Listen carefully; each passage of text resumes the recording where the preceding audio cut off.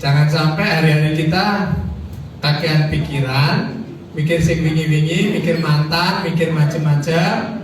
Kita lupa bahwa kita diberi hadiah hari ini, diberi jantung yang masih berdetak, mata yang bisa melihat, bisa sehat. Teman-teman kita ada yang mau jalan aja susah.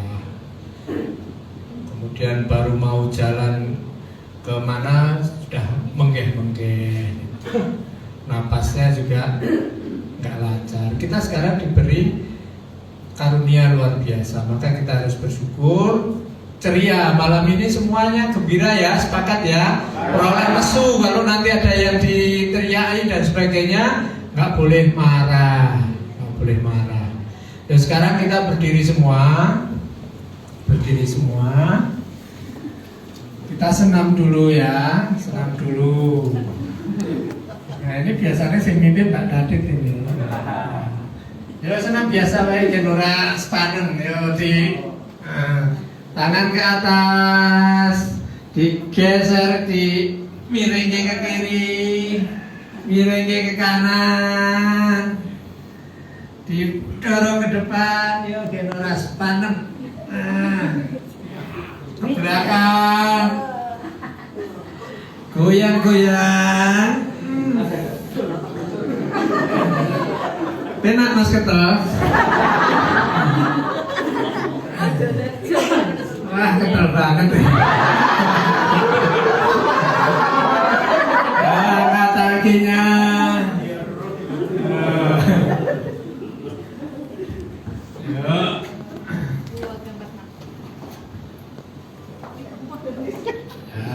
Sekarang ada cerita Bapak Ibu. Ada cerita. Nanti saya minta panjenengan tangannya itu yang kiri dibuka ke atas, tangannya yang kanan dibuka. Pokoknya salah satu, nanti yang satu ditempelkan telunjuknya di tangan yang terbuka. Dan panjenengan menghadap ke sini. Nah, yang kanan berarti gini, yang kiri nadai. Ya. Taruh di temennya. Nanti tugasnya, kalau panjenengan mendengar kata apel, itu tangkap tangan temenmu, ya. Kalau panjenengan mendengar ada kata apel, silakan ditangkap tangan temenmu. Ya. Dicoba lagi, dicoba apel. Trijine baik ya.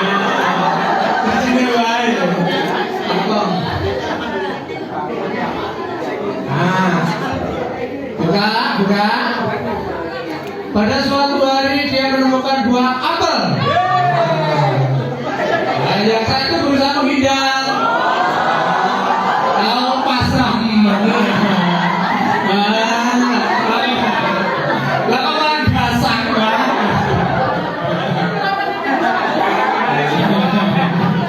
Alhamdulillah. Baik, silakan dilakukan.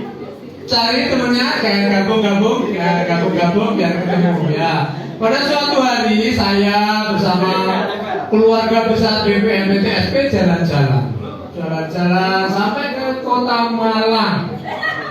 Kota yang begitu indah. Pada suatu ketika kita ketemu dengan sebuah toko, menemukan ada makanan yang merah itu. Ternyata di situ sangat nyaman sekali dan harganya murah. Dan makanan itu ketika kita tanya sama orang Malang, dijawab apa ini? Ini namanya apa?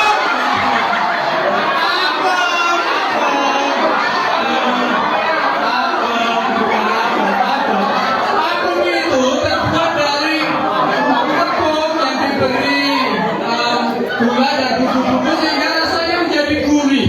Kami membeli 2, kemudian kami bawa pergi jauh, naik lagi ke atas gunung. Di sana ada tanaman-tanaman yang, ternyata ada tanam banyak sekali di situ ditanam. Tetapi sampai di situ mobil kami apes.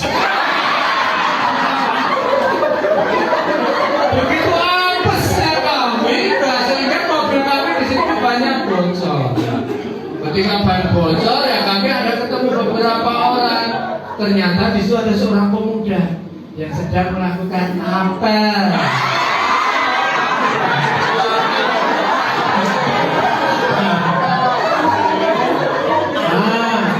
Sudah ketemu dengan pemuda itu, wah dia mau kita minta tolong. Terpaksa dia menolong kami, meskipun di situ ada pacarnya. Ya, kita jalan lagi, sudah diperbaiki. Ketemulah dengan sebuah toko lagi yang sangat, wah ini tokonya, toko kelihatannya toko yang sangat nyaman nih. Di situ kita, wah AC-nya ada, sehingga di situ kita bisa memberi ayam. Nah, ketika kita sampai di situ ternyata ada sebuah peristiwa yang sangat mengejutkan. Ada seorang anak baru memberi saya apel.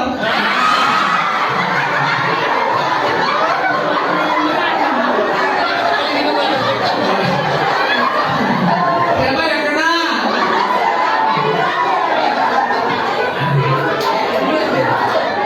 Nah, apel itu dibawa, kita beli 3 kilo, kita bagi-bagi untuk dimakan di mobil. Dan ternyata dengan buah apel itu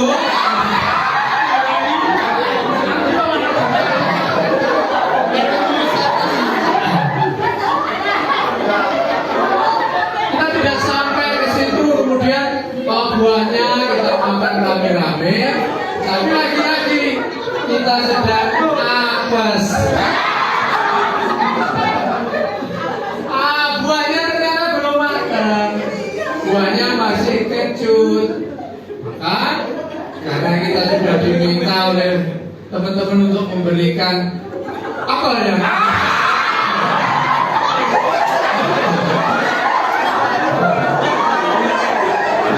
berikan apelnya, nah yang enak, maka terpaksa kita menghubungi Mas Ardi. Mas Ardi ternyata sudah siap karena dia ternyata punya sesuatu. Nah, temennya itu namanya apa?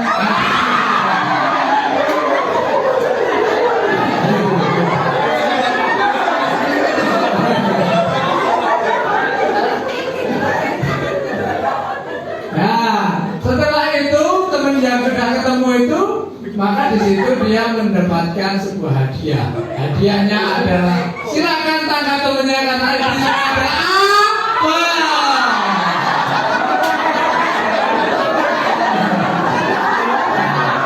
Baik, tepuk tangan untuk kita semuanya. Silakan duduk. Lampunya tolong dimatikan.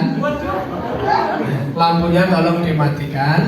Kita pendinginan sejenak. Kita akan. Tapi apa ya? Ya, Kira-kira apa yang pernah kita alami ya? Ini hari ini ya, hari ini. Hari ini kita alami. Buat ini kayak sepuluh sih.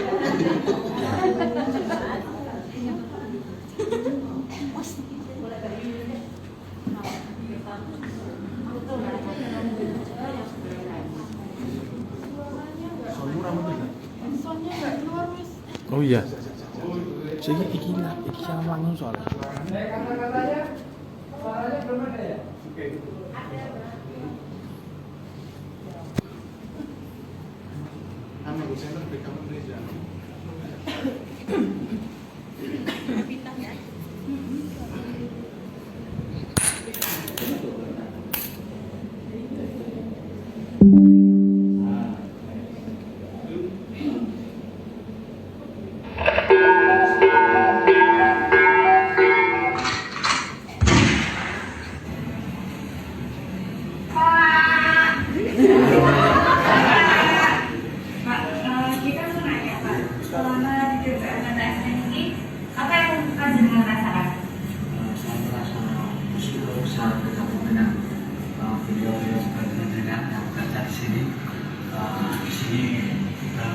baik-baik, rasa kekeluargaan, kebersamaan dan persatuan bekerja sama baik sekali.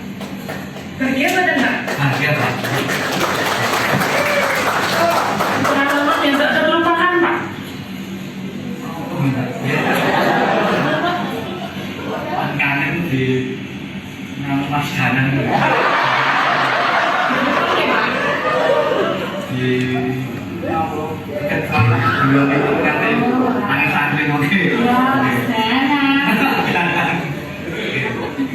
Terima kasih Pak, sehat selalu.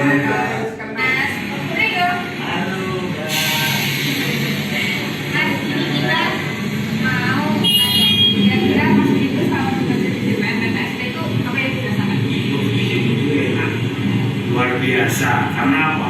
Karena kita menjadi persaudaraan, kekompakan yang luar biasa. Hal yang nggak bisa dilupain selama ini apa? Apa ya? Kalau hal yang nggak bisa dilupain memang saling memberi spirit untuk kegiatan, untuk kerja dan sebagainya. Terus kira-kira ada nggak sih mas teman-teman yang jahil banget, ada nggak? Masalah saya. Sama nggak? Sebutnya mobil ya. Terutama ya memang gede kan tapi mesti jahil mesti. Ya nah. Terus angin. Sama lagi mas? Belanggeran itu kan sandal dideleke. Ya Allah. Sepatu dicopot dideleke. Ternyata ya guys. Aku memahami loh, seperti kabeh senang. Iya, Harus bahagia. terima kasih Pak. Sehat selalu. Sangat bahagia. Ombak selalu. Nggak ada namanya susah, namanya nggak ada. Karena susah akan menghambat suatu pekerjaan yang akan menjadi terhambat, akhirnya kalau terhambat itu kan tidak lancar. Tujuan kita masih di sini.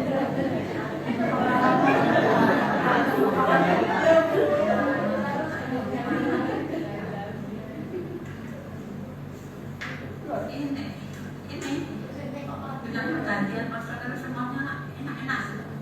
Nggak ada ini, nggak ada istilahnya, nggak ada yang dilupakan. Cuma ini teringat di benak kami semua enak, hebat. Apalagi saat ini dengan personel ini yang masih muda ini semangatnya tambah tinggi karena semuanya harus pakai IT, apa-apa harus IT. Ini dengan adik-adik ini yang istilahnya semangat jangan bahas semua visi-visi perizinannya banyak sekali. Semua visi-visi harus sekali jangan istilahnya pemerintah tapi pertama kita beli dengan membaca aturan yang di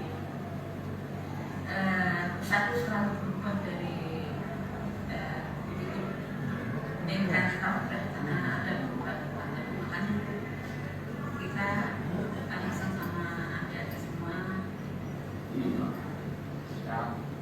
jangan sekarang Bapak Eko jangan tambahan belajar dengan aturan. Kalau kita ini ketinggalan aturan malu dengan pemohon atau ditanyain malah pemohon. Kesan dan pesan selama bekerja di BPJS ini apa mau? Sebagai dari BPJS memang sangat memiliki sampai pada channel saya akan memiliki Senang Pak.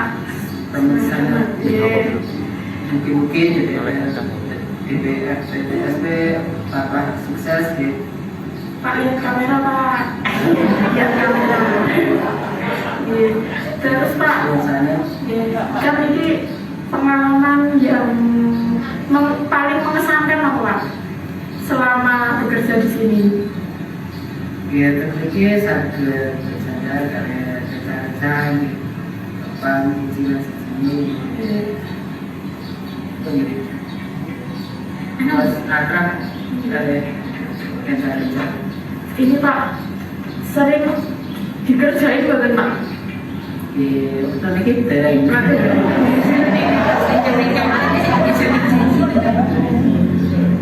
biasanya pun saya buat dia karena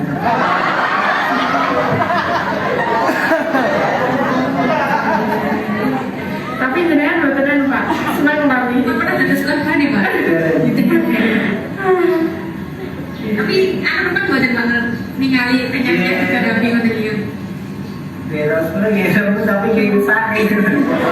Senang ya Pak Dero ini ya. Pak Matur suwun Pak, sehat selalu.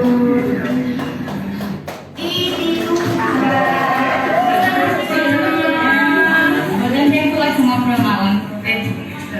Bu Iti kira-kira selama di DPM PTSP bahagia betul? Bahagia. Kesan-kesannya apa Bu? Teman-temannya lucu. Terus baik-baik, terus sabar-sabar. Pokoknya semuanya baik. Kasih Bu Terima kasih Bu Iti. Sehat selalu, bahagia selalu. Amin. Terima kasih.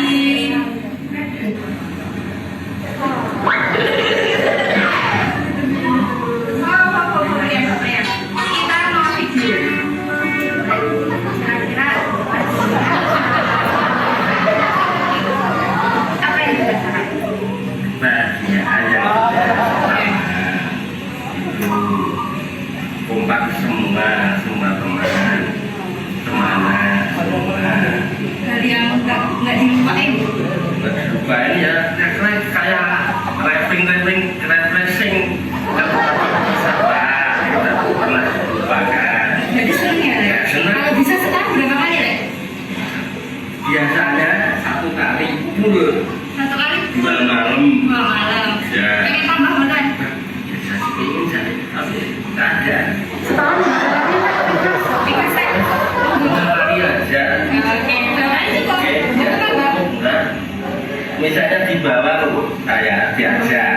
Nah, pengen diajak mana? Ya ingin diajak. Nah, Teman yang paling menyebalkan siapa lagi? nah, kan semua baik. Teman-teman baik. Pusing. Betul. Sehat selalu. Alhamdulillah, amin.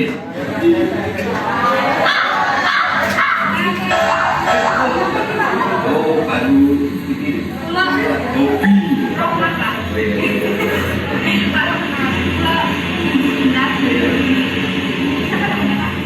Ini belum ya? Saling tim. Pengen menanyakan, kira-kira selama kakak di DPM PTSP itu kesannya apa? DPM PTSP itu sangat menyenangkan. Teman-temannya terbuka semuanya, diajak ngobrol enak, kerjasamanya bagus lah. Pokoknya PTSP memang ini jempol. Hal yang nggak bisa dilupain Pak sama ini? Apa ini? Pas jalan-jalan mungkin Pak? Jalan-jalan. Oh enggak. Kalau pengalaman terlucu Pak? Lucu ya pas piknik itu ya. Pas piknik saya bingung dinten wong akeh.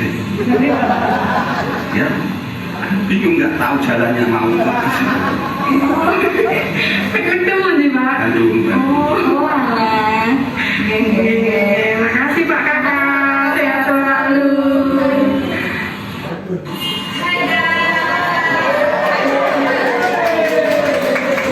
Yang kita tunggu-tunggu nih dengan Mas Danang Kobusya. Apa kabarnya Mas Danang? Ya, baik-baik, Mbak. Alhamdulillah. Alhamdulillah, Mbak. Kita ya. Salah Mas, saya sekarang namanya Rohma.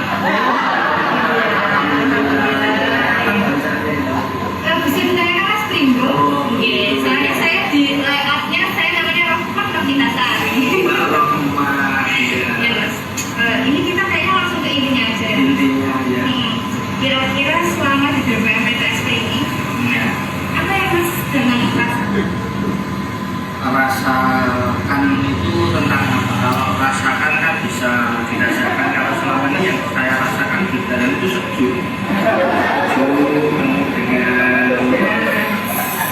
itu ya kenyamanan yang saya rasakan di dalam seperti itu. Ya nggak salah sih mas. Mungkin pertanyaan saya perlu saya revisi ya. Itu yang lebih spesifik ya. Perasaannya. Kalau perasaan, kalau saya perasaan itu bahagia dan bergembira dimanapun saja. Kalau apalagi di NPP yang seperti sekarang ini, Bedanya apa mas? Bedanya apa kira-kira? bedanya lebih sejuk, ada banyak teman-temannya, keren-keren, pokoknya itu ya.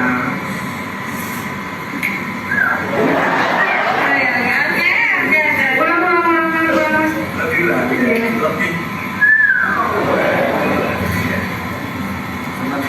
kurang lebihnya begitu. Kira-kira ada nggak sih mas pengalaman yang paling tidak terlupakan selama di BPTSP? BPTSP yang tidak terlupakan banyak sekali. Apa tuh?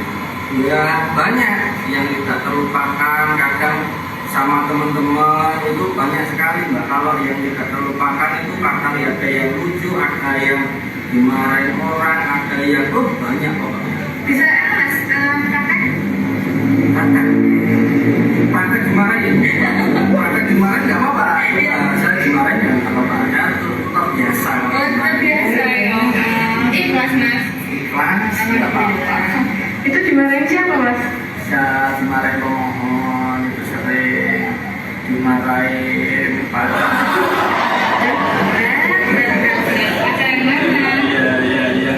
Yang sekarang jadi mantan ya. Jawaban aman guys. Ya, gitu. Terus apa yang mbak ini? Apa mas? Kalau yang selama ini kalau Mbak Vita kan juga di sini yang dirasakan apa? Salah satu contohnya punya temen kayak Mas Danang tuh hidup tuh berwarna. Seperti pelangi. Ada pelangi di senyummu.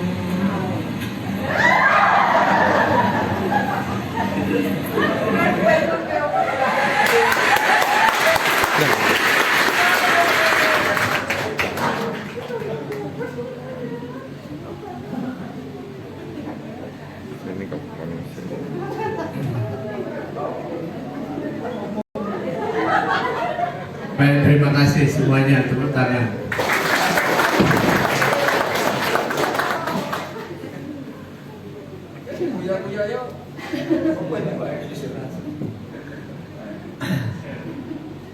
Kira-kira itu jawaban jujur apa enggak dengan melihat tayangan itu? Jujur ya, terutama Mas Kakak jujur. Perjalanan selama kita mengarungi pekerjaan di DPNPTSP itu kan sebenarnya ya dianggap penting ya menunggui, dianggap penting ya seperti itu. Tapi kita kan sudah dipilih untuk bisa menjalani kegiatan kita, perjalanan kemudian ketemu dengan semua yang ada di sini. Ini kan sudah ada yang ngatur. Dan kita sudah terlanjur berada di sini. Kalau kita sudah terlanjur berada di sini, kemudian kita masih merasa ada yang tidak durung oleh apa yang dicari, ayo coba kita tanyakan lagi. Ketemu nggak Mas?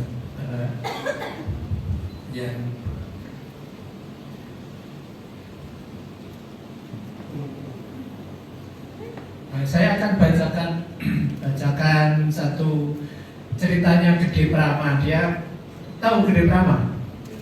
Ya nanti dicari di Google. Yang satunya Mas, yang satunya. Saya hanya membacakan aja.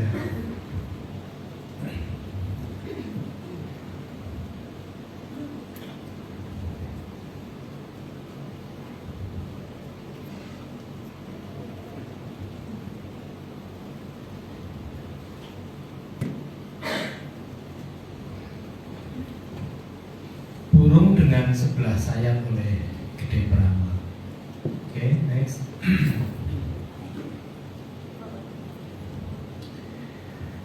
Seorang teman dengan potensi tinggi mengeluh. Wah, ini kita tak wajah nenggono ini. Wajah. Diminimai.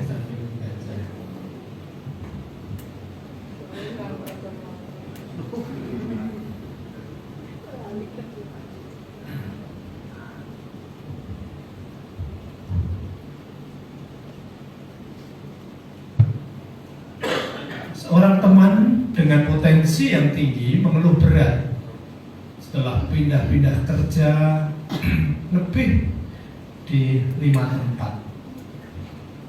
Tadinya saya pikir dia hanya mencari penghasilan yang lebih tinggi. Kemudian setelah mendengarkan dengan penuh empati, rekan ini rupanya mengalami kesulitan dengan lingkungan kerja. Di semua tempat kerja sebelumnya dia selalu bertemu dengan orang yang tidak cocok.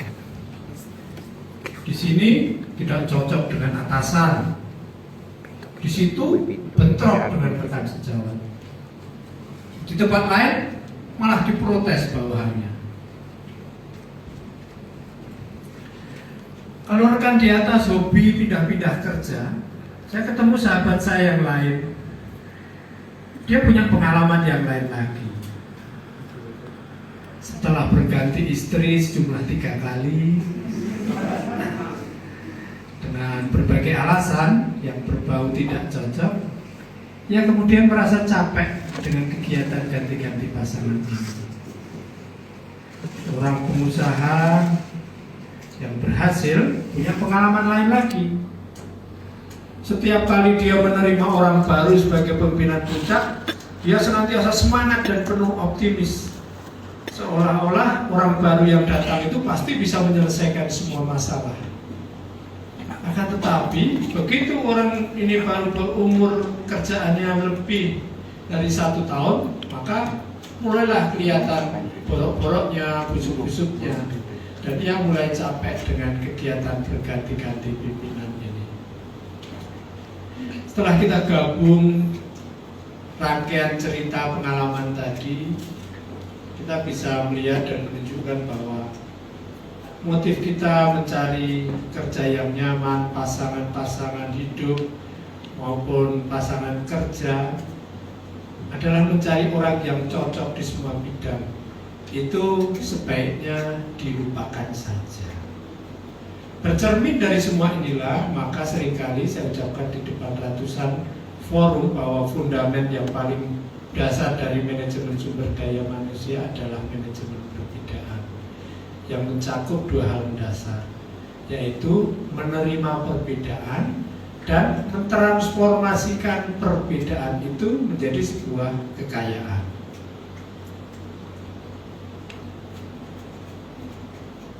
Terus itu kita lihatnya kelewat.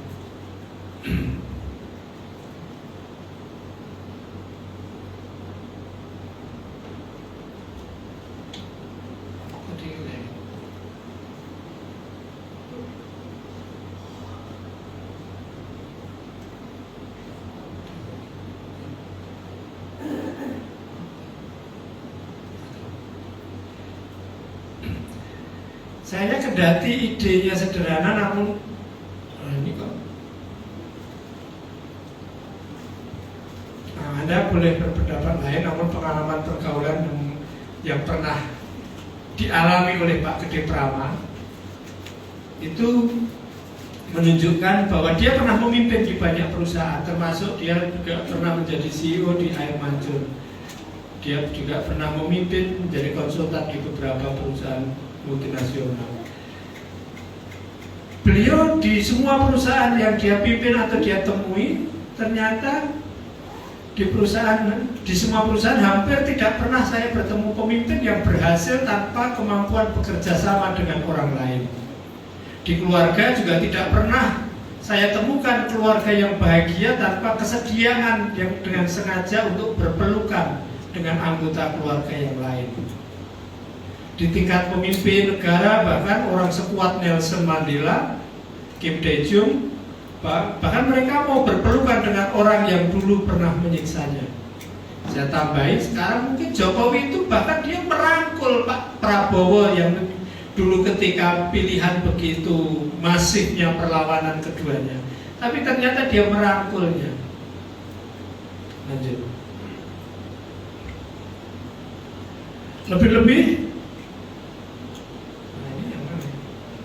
Lebih-lebih ketika kegiatan kita berpelukan dilakukan dengan penuh cinta, ya tidak saja merubah sesuatu yang tidak mungkin menjadi mungkin, tetapi ini akan mentransformasikan kegagalan menjadi keberhasilan.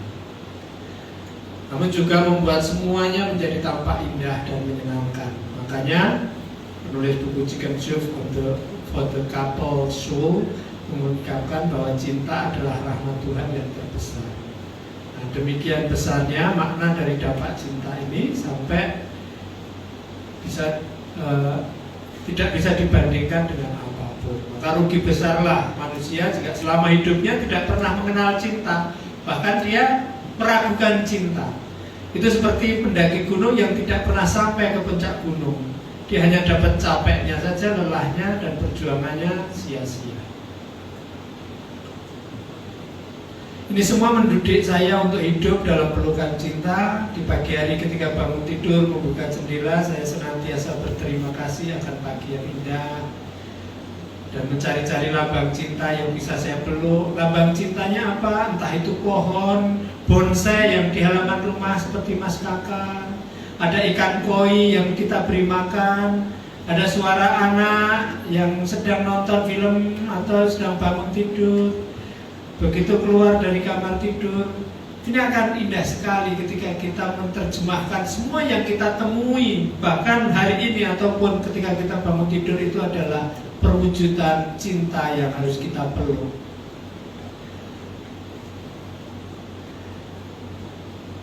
Melihat burung gereja misalnya yang memakan nasi seperti Bu Iti memberi makan burung gereja setiap pagi, itu adalah wujud cinta yang dilakukan. Melihat burung gereja yang memakan nasi yang sengaja diletakkan di atas, kalau Bu Iti di atas atap parkiran dulu di halaman, kemudian juga menghasilkan, itu akan menghasilkan pelukan cinta tersendiri. Demikian juga dengan di kantor. Godaan memang banyak sekali, dari marah, stres, frustasi, egois, sampai dengan nafsu untuk memecat orang. Namun begitu saya ingat karyawan dan karyawati bahwa mereka bekerja dengan penuh ketulusan, menghitung jumlah perut yang tergantung pada kelangsungan hidup perusahaan, energi pelukan cinta entah datang dari mana. Kembali ke pengandaian tentang burung yang dengan 11 sayap. Tuhan memang tidak pernah melahirkan manusia yang sempurna. Kita selalu lebih di sini dan kurang di situ, atau sebaliknya. Kesombongan atau keyakinan berkelebihan yang menganggap kita bisa lebih sukses sendiri tanpa bantuan orang lain hanya akan membuat kita bernasib sama dengan burung yang bersayap sebelah. Namun mereka memaksa diri untuk terbang. Sepintar dan sehebat apapun kita, tetap kita hanya akan memiliki 11 sayap. Mau belajar, berjuang, berdoa, bermeditasi, atau sehebat sebesar apapun usaha kita, semua akan diakhiri dengan jumlah sayap yang hanya 11. Oleh karena itu, alasan inilah saya selalu ingat pesan mereka untuk memulai kehidupan setiap hari dengan pelukan. Entah untuk memeluk anak, memeluk istri, memeluk kehidupan, memeluk alam semesta, memeluk Tuhan, atau di kantor memulai kerja dengan memeluk orang lain. Jangan memeluk orang lain di kantor ya. Itu gambaran menurut Gede Prama. Artinya begini, kita ini dilahirkan itu sebenarnya kita sedang dilahirkan dengan satu sayap. Kita membutuhkan sayap yang lain karena hidup kita sebenarnya, meskipun Tuhan menciptakan kita paling sempurna, tetapi sebenarnya apa yang kita lakukan ini hanya terbang, kita nggak akan pernah sampai tinggi. Kalau ini kan paling akan jatuh, maka kita butuh sayap yang lain. Nah, untuk mendapatkan sayap yang lain kita harus memeluk sayap yang lain itu agar kita bisa mengepakkan sayap bersama-sama. Nah, kita dalam satu kantor ini, dalam satu keluarga, dalam satu komunitas sebenarnya kan saling menggabungkan sayap-sayap itu. Jadi kalau lagunya Dewa itu sayap-sayap patah, kata Khalil Gibran, kita punya sayap-sayap patah. Sayap patah itu harus disempurnakan dengan sayap yang lain. Ketika dua sayap itu bersatu, kemudian satu pikiran kita sampai ke tujuan yang sama, kita akan terbang untuk kemanapun kita capai. Seringkali kita menganggap sayap kita lebih sempurna, lebih baik, dan kita merasa kita pantas untuk sampai ke situ dengan upaya kita. Tapi jangan sampai salah bahwa apa yang kita lakukan itu sebenarnya nggak akan pernah sampai karena kita menganggap orang lain tidak ada artinya, tidak ada manfaatnya bagi kita. Harus betul. Kalau panjenengan belum pernah mengalami keberhasilan karena orang lain, itu berarti panjenengan belum menemukan sayap yang pantas untuk panjenengan ajak untuk sama-sama mengepak ke atas. Saya ditunjuk menjadi koordinator di DPMPTSP ini bukan karena sayap saya yang sebelah ini, tetapi saya dibantu oleh banyak sayap yang lain yang menumbuhkan sayap, menjadikan sayap saya yang sebelah ini menjadi iramanya cepat terbang sehingga saya bisa menjadi koordinator panjenengan. Kalau saya tidak punya sayap yang lain membantu saya untuk sampai ke titik ini, nggak akan pernah saya sampai di sini. Maka saya selalu bersyukur saya dipertemukan dengan orang-orang hebat, saya dipertemukan dengan Bapak Ibu semuanya, sehingga semua impian, semua mimpi, semua harapan yang saya cita-citakan semuanya tercapai. Bagaimana memulai agar kita bisa seperti itu? Satu, caranya kita memusatkan pikiran kita dan percaya bahwa kita ini diciptakan itu ada tujuan baiknya. Kalau Bapak Ibu masih mempertanyakan, apa aku tidak diciptakan dengan dunia? Kenapa nasib saya begini terus? Gak ada pernah ujung-ujungnya selalu menjadi menganggap saya ini korban kehidupan. Panjenengan akan terhambat oleh pikiran itu. Maka cara yang paling penting untuk kita lakukan adalah merubah pola pikir kita bahwa kita ini ada di dunia ini karena Tuhan berkehendak kita berbuat sesuatu sekecil apapun, tetapi ada manfaatnya dan kita akan bertemu dengan orang-orang baik yang akan membantu kita. Caranya tadi berpikir, memahami bahwa kita ada di dunia ada tujuannya. Aja ngomong aku ning dunia apa ya, yang penting nglakoni sampai nanti selesai kita mati ya sudah selesai, tanggung jawabnya selesai. Kemudian di dunia ya menikmati, mumpung enak di dunia, menikmati dengan cara yang berbeda itu akan jauh lebih menyenangkan daripada Anda, Bapak Ibu dan saya hanya sekedar menikmati sesuatu. Menikmati itu banyak caranya. Menikmati yang paling indah adalah bersyukur. Kita panjenengan mungkin nggak memperhatikan apa yang dikatakan Oprah Winfrey di Mall Pelayanan Publik. Pernah baca itu? Itu maknanya dalam sekali. Jangan pernah panjenengan itu berpikir tentang segala sesuatu yang panjenengan belum dapatkan. Mengejar itu seolah-olah panjenengan kalau tidak punya itu panjenengan tidak bahagia. Tetapi pikirkan apa yang panjenengan sekarang ini sudah miliki, maka kebahagiaan itu akan ada di panjenengan. Mungkin panjenengan punya cita-cita, wah aku yang nurun, wah aku pokoknya kudu ngene, yang nurun itu iki, wah aku ki nurun. Jangan berpikir seperti itu, karena apa? Kita itu punya cita-cita, punya keinginan, memang ingin menyelaraskan.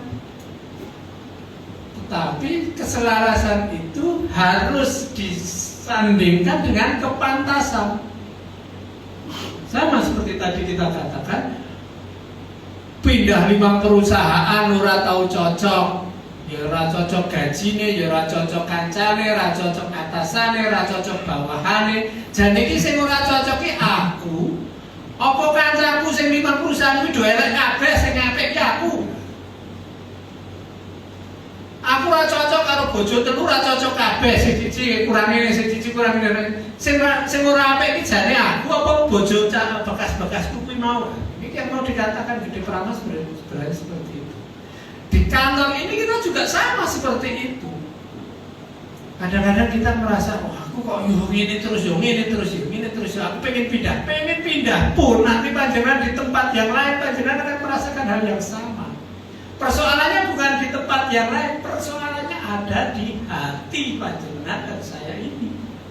Kalau hati dan saya dan panjenengan itu sudah merasa ngeklik dengan apa yang Tuhan berikan saat ini, saya bersyukur, maka wis bahagia itu sudah ada. Ya nah, betul tak?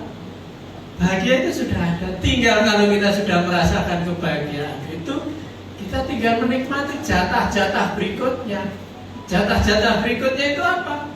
Itu mau dikasih harta ya disyukuri, mau dikasih kesehatan ya disyukuri, mau dikasih anak ya disyukuri, mau tidak dikasih anak juga disyukuri. Karena apa? Orang mempengaruhi. Kebahagiaan itu tetap ada di sini. Karena yang mempengaruhi hanya ada, sebenarnya kita ini ada dua hal di dunia ini. Satu hal itu sesuatu yang bisa kita rubah. Yang kedua itu sesuatu yang tidak bisa kita rubah. Sebenarnya di dunia itu hanya ada dua itu. Nah sekarang pilihannya, kita menggantungkan kehidupan kita, kebahagiaan itu pada satu hal yang mau kita rubah, yang bisa kita rubah, atau menggantungkan pada sesuatu yang tidak bisa kita rubah, tetapi itu justru akan mempengaruhi kita. Seringkali orang berpikirnya itu menyalahkan orang lain, menganggap bahwa yang tidak bisa kita rubah itu adalah penyebab ketidakbahagiaan dia. Maka ya dia akan menganggap dia adalah korban kehidupan. Jadi 4 tahapan manusia itu, satu, manusia itu menganggap dirinya adalah korban. Kenapa ini terjadi padaku? Itu level yang paling rendah, yang paling sulit mendapatkan kebahagiaan. Yang kedua, kalau dia sudah merasakan bahwa sebenarnya saya ini ada di dunia ini karena diberi ruang bahwa saya boleh melakukan, menentukan, baik mau kemana-mana saya sudah punya kendali pada diri saya sendiri. Jadi tidak menganggap diri saya sebagai korban, tetapi saya bisa melakukan sesuatu. Itu level yang kedua. Level yang ketiga yang menyadari bahwa Tuhan itu memang sudah menggunakan saya dan saya dipakai sebagai alatnya untuk melakukan sesuatu. Nah, level yang keempat yang sudah sempurna itu kalau kita itu sudah menyatu. Kita itu sama sebenarnya dengan Tuhan dan memang sama, kita itu satu frekuensi dengan Tuhan. Tentu kita mau menjadikan frekuensi kita itu sejajar, searah atau tidak. Bapak Ibu, kita saat ini sudah kebacut mengenai di PMPTSP, wis terjebak pada situasi seperti ini, pilihannya hanya satu. Mau meletakkan semuanya itu pada sesuatu yang tidak bisa kita kendalikan, atau kita kembalikan ke diri kita. Wis awake dhewe wis bersyukur ning kene, apapun yang saya terima, apapun yang tidak saya terima, itu wis sudah seperti ini. Tanpa panjenengan melupakan tanggung jawab kita untuk selalu bercita-cita tinggi. Tetapi cita-cita tinggi itu jangan menggantung panjenengan dengan tali. Tapi letakkan, lemparkan ke bintang sana biar dia terus bersinar, panjenengan bisa melihat. Jangan ada tali di sana yang menggantung panjenengan. Panjenengan cukup bercita-cita dan melemparkannya itu menjadi cahaya yang memotivasi, bukan menggantungkan leher Anda pada cita-cita itu. Panjenengan harus bisa melepaskan keinginan-keinginan atas cita-cita itu, maka suatu saat cita-cita itu akan tercapai. Aku mengalami dan saya sudah merasakan itu, dan saya menjadikan contoh laboratorium hidup bahwa apa yang saya lakukan ini, yang saya katakan ini menjadi bagian dari kehidupan saya. Maka saya ingin DPMPTSP akan menjadi kekuatan yang luar biasa hebat, yang luar biasa mencerahkan, karena kita ini setiap hari berhubungan dengan masyarakat. Energi yang dibawa dari rumah ke kantor, kemudian rasanya kemudian menjadi tidak nyaman, misalnya dibawa dari rumah ke kantor, nanti di menjadi tidak nyaman. Melayani pun kena apa sih langsung kenal potnya gerak, gitu. Ya, memang nggak gampang karena ini iramanya juga harus kita atur dan berlatih terus, melatih kesadaran. Paling penting kita itu harus sadar kita sedang apa, kita sedang di mana, itu harus kita latih. Bapak Ibu, peristiwa dan itu hanya menentukan 10% dari keseluruhan yang akan terjadi. Sama peristiwanya. Misalnya kita tadi rafting gitu ya, rafting sama-sama. Peristiwanya sama mengikuti rafting, tetapi masing-masing orang akan memiliki reaksi yang berbeda, kemudian persepsi yang berbeda, dan melakukan internalisasi yang berbeda. Misalnya salah satu contoh, ini mungkin digaplok ini ya, kalau semua orang mungkin sama gaploki Mas Joko. Tetapi masing-masing orang itu punya peristiwanya sama, atau ini misalnya HP-nya sama-sama jatuh, HP jatuh, blek. Melihat HP-nya temannya jatuh, reaksinya juga pasti akan berbeda. Tapi peristiwanya sama, cuma melihat peristiwa yang sama. Tapi reaksinya bisa berbeda, dan reaksi yang berbeda itu menentukan keberhasilan Bapak itu semua. Jadi kalau peristiwanya hanya menentukan, kita melihat melalui panca indera, kita melihat gor, kita melihat mata, kita melihat apa, itu rangsangnya datang. Tetapi yang paling menentukan nanti adalah reaksi kita atas rangsang itu, persepsi kita atas rangsang itu.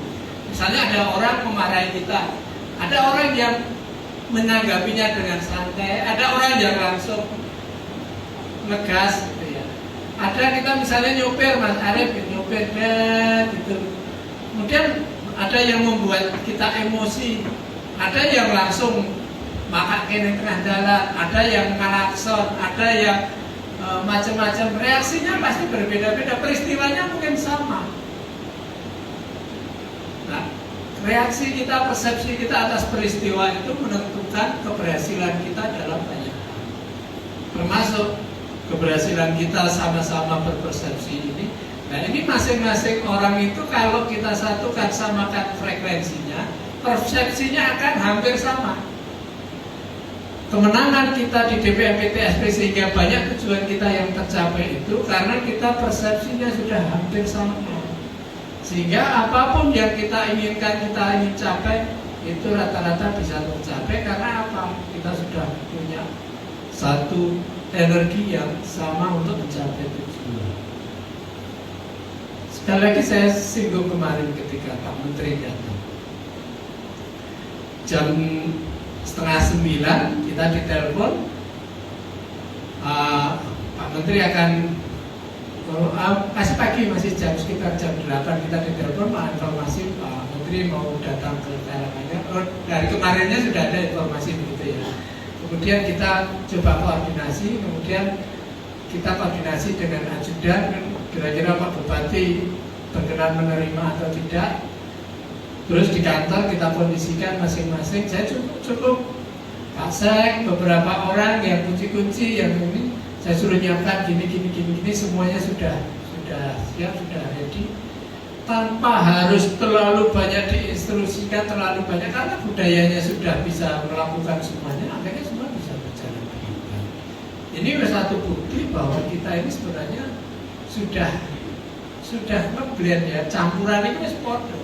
Dan campuran ini wis podo, rasanya ini diicipi siapapun akhirnya akan menjadi hampir sama karena masakannya sudah menjadi satu, campurannya wis nyampur. Tapi ada kalanya campuran kuwi iki jendel nang ngisor, sing liyane diudak mung dhuwure tok. Lah sing ngisor karo dhuwur ki rasane beda. Masih ada sering begitu, tetapi saya rasakan DPMPTSP rasanya wis padha.